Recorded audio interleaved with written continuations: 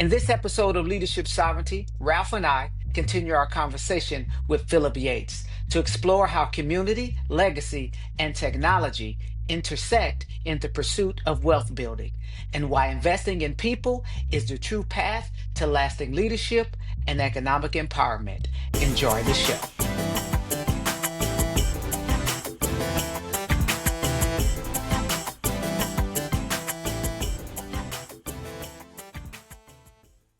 Absolutely. Yeah. This information will live on forever. And That's right. the hope is that folks who are in our proximity, right? And the reality is this, because of our village, the folks who are in our proximity are probably going to be the folks that are had the same struggles that we had the same struggles that our fathers and our mothers and our aunts and uncles and Pookie, right?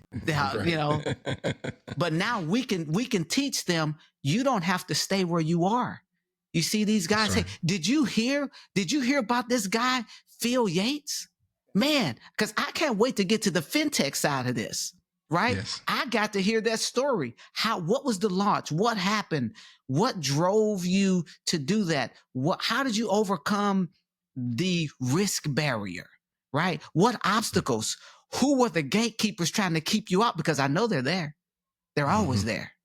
Hey, I feel like I could talk to you guys for a while, in which it goes back to what you just said, like mine, like upbringing, obviously liked similar experiences. So kudos to you guys for creating this platform, because you're right. People who are, 1-2 degree separation, people in close proximity are going to benefit from this. And this is a part of your legacy. And I think that's where it comes down to, we talked about your audience and us as individuals looking at our life as being business owners. You are the CEO. Well, I think we're a little bit past that. We're the shareholder. And so in law, there's a shareholder responsibility. In fact, we've seen it even govern, or at least dictate, the economic and political climate that we have here in the United States and really globally. There's some people in the world that say, hey, more people should have access to as many resources, and I'm going to give my wealth or force companies to do what they will.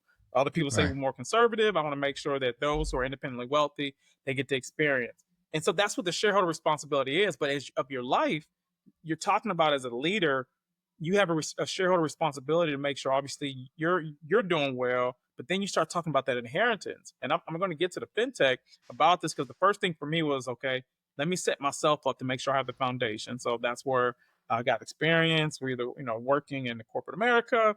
I got experience working at the Urban League, and then I went to law school. Was fortunate enough to do some great things in my own firm, and then I got picked up as a general counsel, which, to your point, Ralph, kind of solidified my profession. And I don't know if I'm in the end of the second quarter or starting the third quarter, but I'm about to call a replay, instant replay with Ghana. Look at this film. I think I need at least 50 more years. But the reality is, it was a company called Direct Digital Holdings, and so they are the 9th company in the history of the stock exchange that are all black, are a majority black owned, to go public. I was their general counsel here. They're here in Houston, Texas. They have a subsidiary in California, a subsidiary in Georgia, and we did business all across the world. And it was a phenomenal experience while I was with them. So I had that as a foundation to say, hey, you've done what you're supposed to do in law. And I still do great things in law in the federal, state, from helping somebody I feel like they need a voice in criminal court, to saving people's assets and bankruptcy, and still helping people grow their corporations. But we start talking about that shareholder responsibility and investing in people and that inheritance. And like you said, this platform is something is going to be a part of your legacy. Well, I look at the community, I said, you did this thing in law, and you see there's gaps and deficiencies in people who have similar experiences as you. Then the work I did at the Urban League, created a program alongside Judson Robinson. Obviously, shout out to the Robinson family and amazing things they've done here in Houston, Texas. Eric Goody, who's a senior director and director at the Urban League here in Houston. I was able to start a program called Small Business University and the Entrepreneurship Center. And so you see people who develop these dreams and aspirations, and they go to this program, and they're doing everything from, coming to class. They're doing everything you tell them to do, pitch competitions, the whole 9 yards, things you see on the internet, but they're still not living out their dreams. the way Terry spoke about his dreams, the way Rob was speaking about his dreams, the way I'm passionate about things I've been able to do with law. And that's a problem for me because in our Bible, it does say we have a responsibility. He gives you the cure, he gives you the curse. You got to decide which one you're going to be for his people. And you talked about Psalms earlier. I think if you read Psalms and Book of James, you can be a hell of a human being. Excuse my language. But those are the perfect books. Like you don't, I mean, just read them. You'll be okay. And so that's where Equal Liberty was born. There's a guy by the name of Louis Kelso. He's an economist. And so he was a lawyer and economist. He created the employee share ownership plan.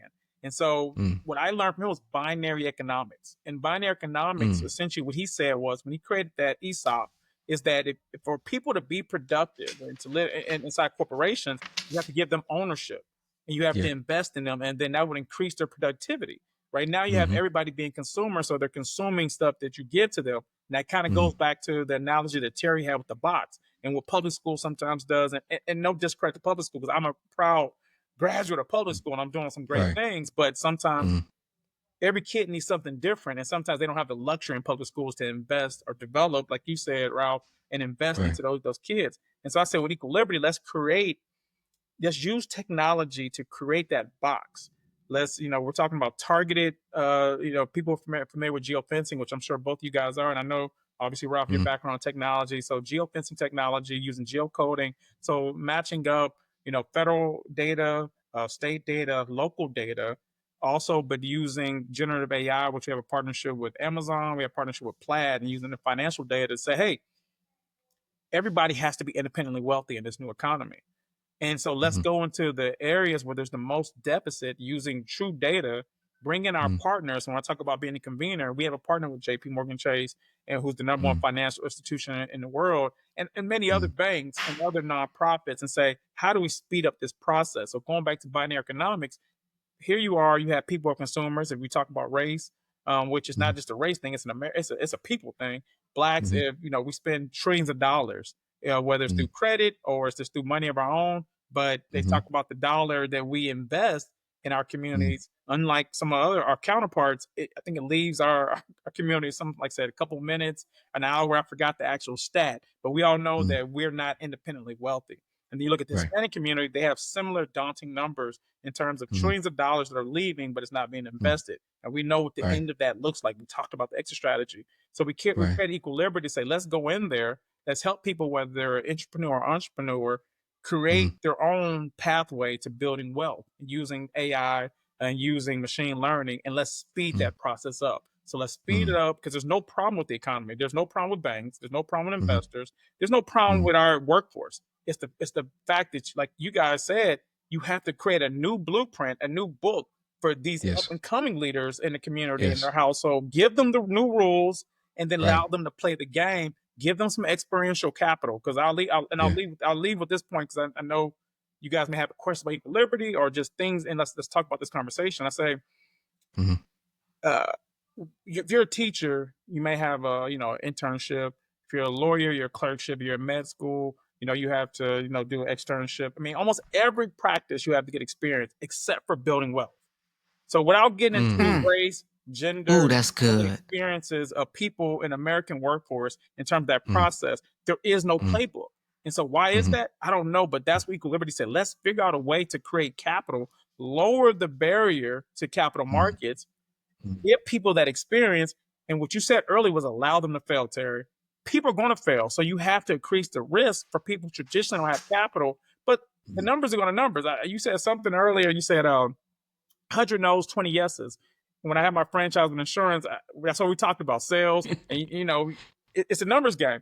That's what it is for all entrepreneurs. So if you give Pookie a chance, Pookie's going to make Pookie. But here's what we know. Pookie go get that hustle game on. Don't worry about it. He just needs the information. And be successful for 3 years before he gets caught. So let's think if he didn't have to sell drugs and he decided to create a food truck. Now Pookie got 10 food trucks instead of 10 drug dealers on the block, risking the rest of his life.